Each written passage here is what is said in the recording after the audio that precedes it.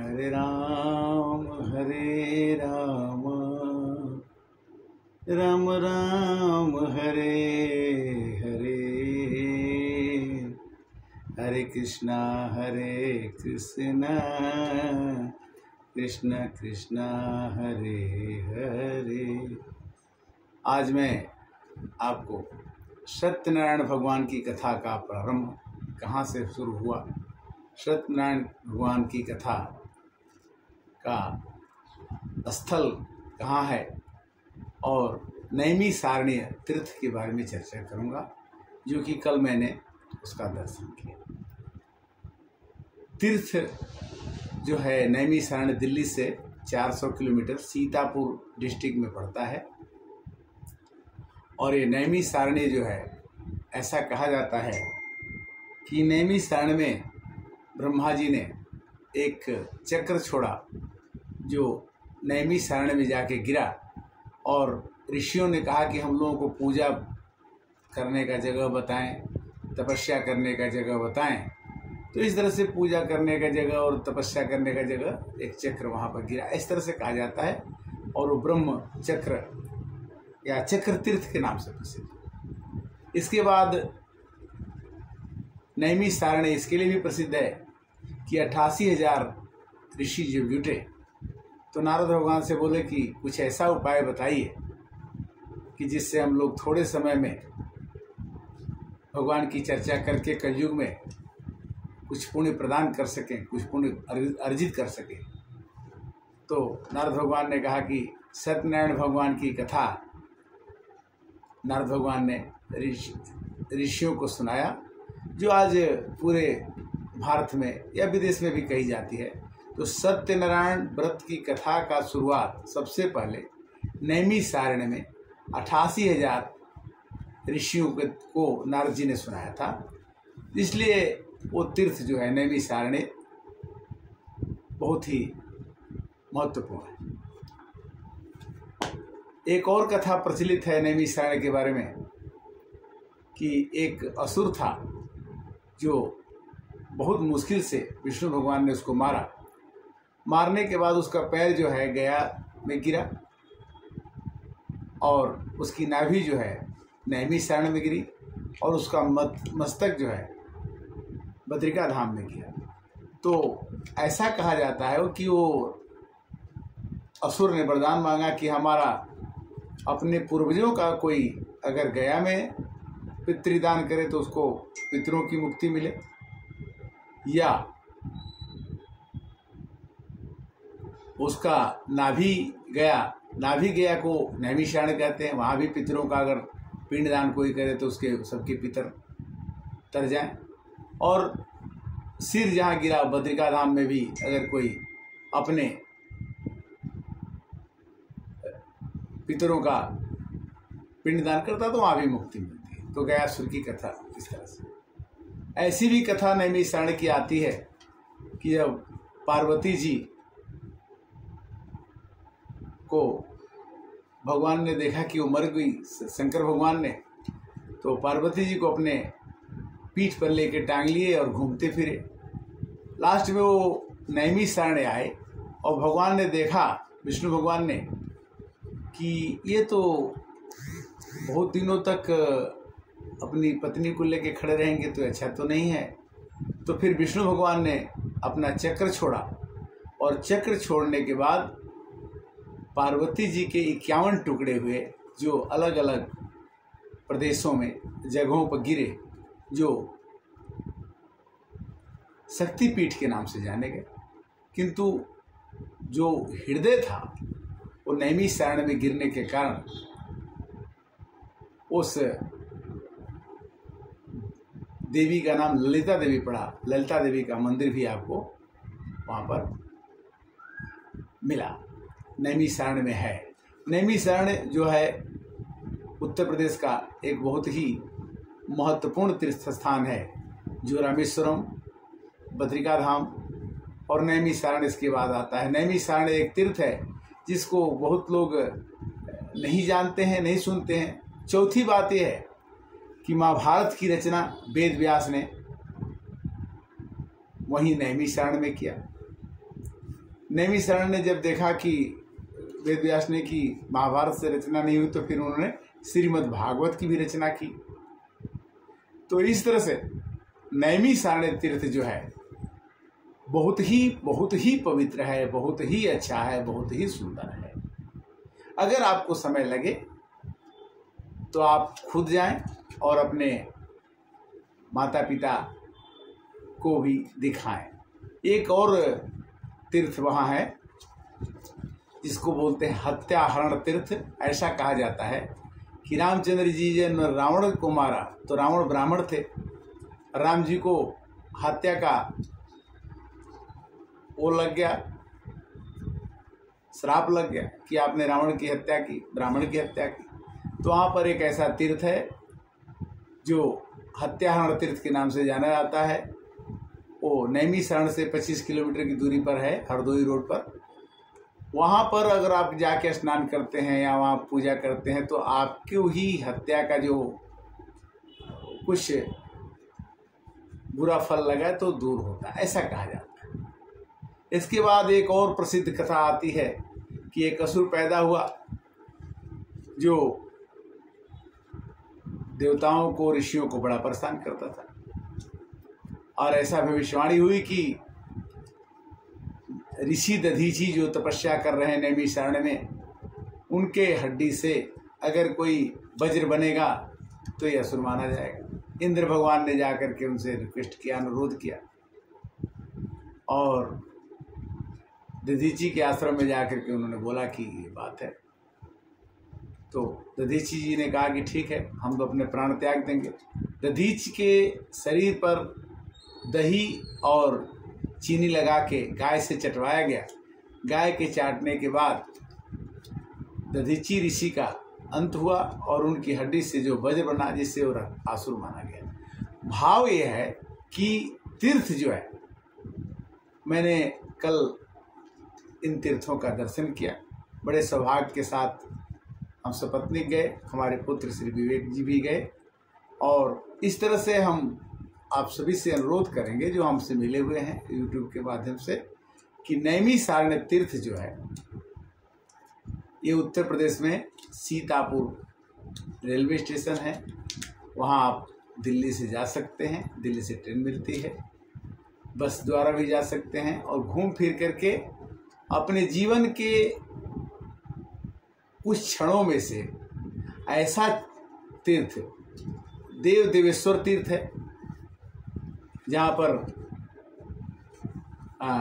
ऋषियों ने यज्ञ किया और यज्ञ करके ये कहा कि हे भगवान राम की विजय हो जाए, अपने देवताओं की विजय हो। तो मख वहाँ पर एक यज्ञशाला है और गोमती नदी के किनारे पर यह तीर्थ है देवेश्वर, जहाँ शिव जी का स्थान माना जाता है। वहाँ पर किसी की मनोकामना पूर्ण हो जाए तो लोग रामायण का पाठ करते हैं और बड़ा सुंदर लगता है। वहाँ भी मैं देखा, बहुत अच्छा लगा।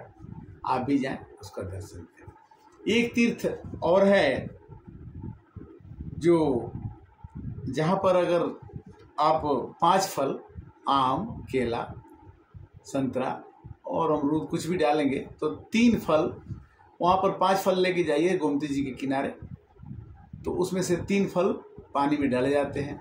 कभी कभी तो तीनों फल आपके बाहर आ जाएंगे और कभी कभी 1 फल आएगा, कभी तीनों में से 1 भी नहीं आएगा, कभी 2 आएगा। मतलब 5 फल डालने से उसमें आपको शिव जी ने लौटा दिया कि आपने जो फल चढ़ाया तो ये फल आपका लौट गया। तो उस फल को आप ले सकते हैं और 2 फल जो है ऊपर शंकर जी का मंदिर है, वहाँ आप चढ़ा सकते हैं। तो शिव व्रत कुंड है वहाँ पर, और वहाँ पर आप जा कर के ये जल आप ये फल का चमत्कार देखते हैं। किंतु वहीं पर अगर आपने बेलपत्री चढ़ाया तो बेलपत्र अगर आप डालेंगे तो सीधे पानी में नीचे चला जाएगा, वो गायब हो जाएगा। तो कहने का मतलब यह है कि तीर्थों का आनंद, माने तीर्थों में भगवान जो पहले हमारे पूर्वज और उनके जो चिन्ह हैं उनको मिलने से, देखने से, सुनने से आपको निश्चित ही मन को शांति निश्चित ही मिले। फिर वहाँ पर एक दशाश्वमेध घाट भी है। तो उस घाट पर ऐसा कहा जाता है कि राम जी ने यज्ञ किया था, दशाश्वमेध यज्ञ किया, तो वहाँ पर अपने घोड़े छोड़े थे। पांडव किला भी है। पांडवों को जीतने के बाद वहाँ पर अपने दर्शन करने गए। 5000 साल का पुराना वृक्ष बनियान ट्री भी है, जहाँ पर कि सुखदेव जी ने कथा सुनाई। तो इस तरह से व्यास गद्दी, 4 धाम भी वहाँ पर मानसिक रूप से लोगों ने, देवताओं ने कहा कि भाई, ऋषियों ने कहा कि हम 4 धाम नहीं जाए तो यहीं पर हमारा 4 धाम बन जाए। तो चारों धाम की भी स्थापना वहाँ पर कुंड के आसपास में कर दी गई। तो कालीपीठ नाम का भी एक छोटा सा तीर्थ है। तीर्थ तो मतलब जहाँ नैमिषारण्य है, वहाँ तो काफ़ी मंदिर हैं और काफ़ी जगह है और हरियाली से युक्त एरिया है, बड़ा ही आनंद लायक है। किंतु अब जो श्रीमद् भागवतम की रचना वहाँ हुई, श्री महाभारत की रचना हुई, और वह पवित्र स्थल नैमिषारण्य जाने के लिए अगर आपका कभी भी मन बने तो आप दिल्ली से या किसी भी जगह से, लखनऊ से 50-60 किलोमीटर की दूरी पर है, तो जाने आने के लिए कभी मन जरूर बनाएं। और ये चूँकि मलमास पुरुषोत्तम मास है, पुरुषोत्तम मास में अगर आप तीर्थों पर जाते हैं तो आपके द्वारा राम जी का नाम भी होता है और कुछ दान पुण्य भी करते हैं। तो एक परंपरा के हिसाब से मनुष्य का जीवन जो है, जल जायो ऐसो जीवन भजन बिना। तो मनुष्य का जीवन भजनों से युक्त हो। वहाँ हनुमानगढ़ी है, बहुत दूर में फैला हुआ है। हनुमान जी का विशालकाय मूर्ति है। वहाँ पूजा पाठ हवन हमेशा चलता रहता है। व्यास गद्दी है, जहाँ की व्यास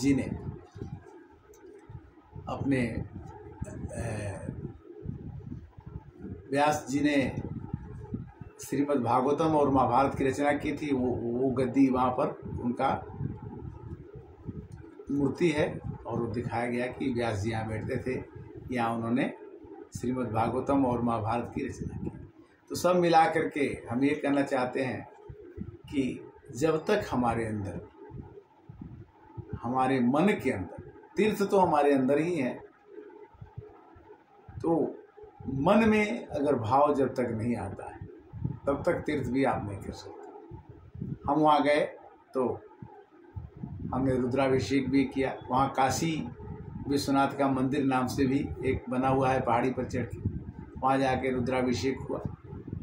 वहाँ जाने के बाद रुद्राभिषेक होने के बाद मैंने कहा कि भाई पितरों को दान भी किया जाए।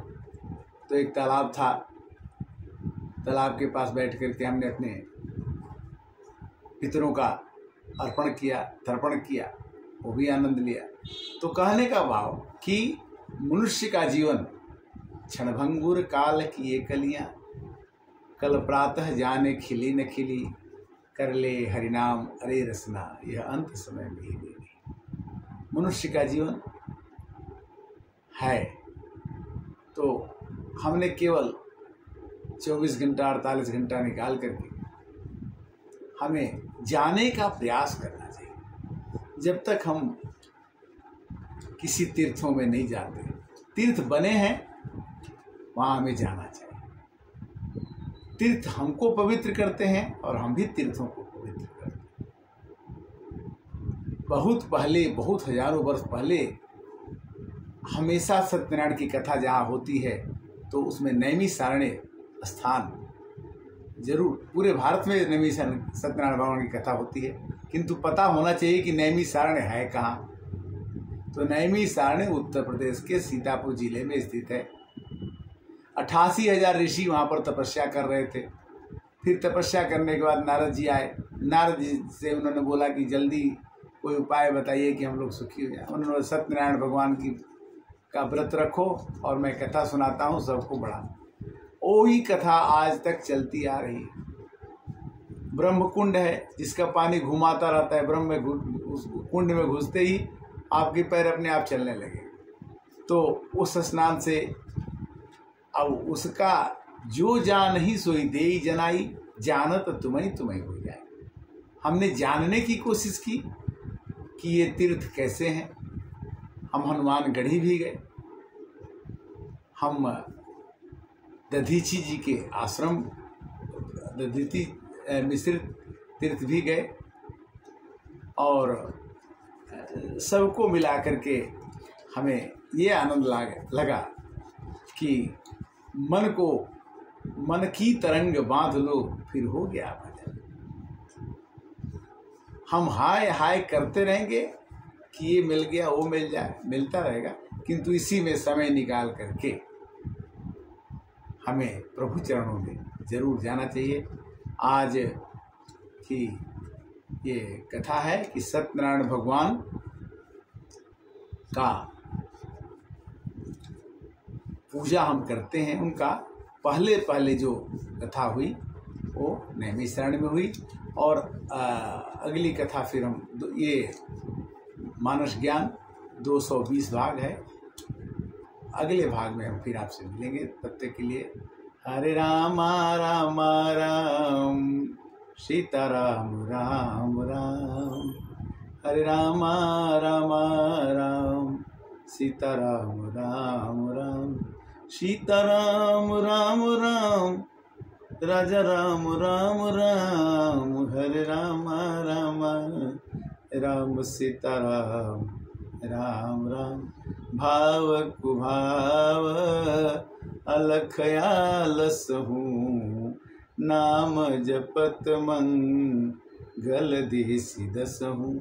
या भगवान का नाम आप भाव से जपिए या कुभाव से जपिए, आपकी सभी दिशाओं में मंगल होगा। अगर कलयुग में कली के यस पुनीत परतापा, मानस पुण्य हो ही नहीं पापा, मेटत अंक कुअंक भाल के।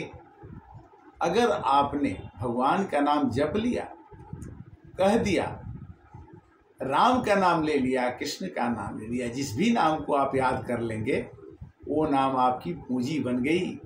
जो मीरा ने बनाया था क्या, भाइयों जी मैंने राम रतन धन पायो, भाइयों जी। हरे कृष्णा कृष्णा कृष्णा हरे हरे, हरे राम राम राम हरे हरे। ओम।